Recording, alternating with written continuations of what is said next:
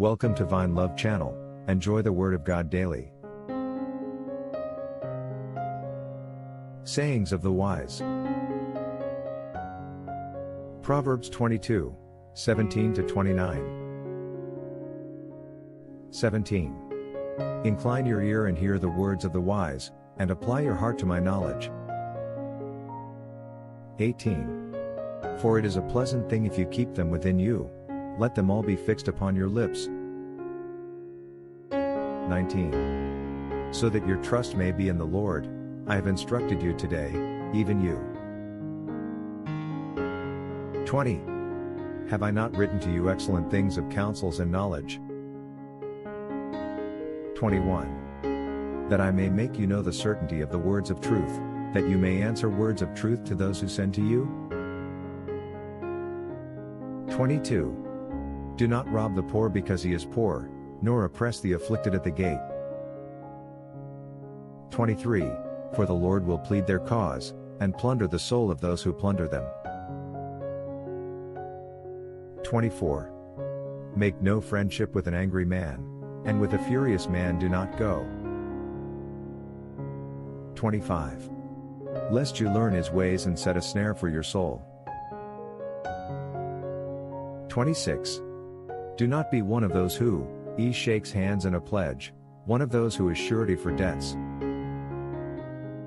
27. If you have nothing with which to pay, why should he take away your bed from under you? 28. Do not remove the ancient landmark which your fathers have set. 29. Do you see a man who excels in his work? He will stand before kings, he will not stand before unknown men. For those who have not come to Christ for salvation, there is a real reason to be worried, because there is so much uncertainties. Try Jesus now, there is nothing to lose, but everything to gain.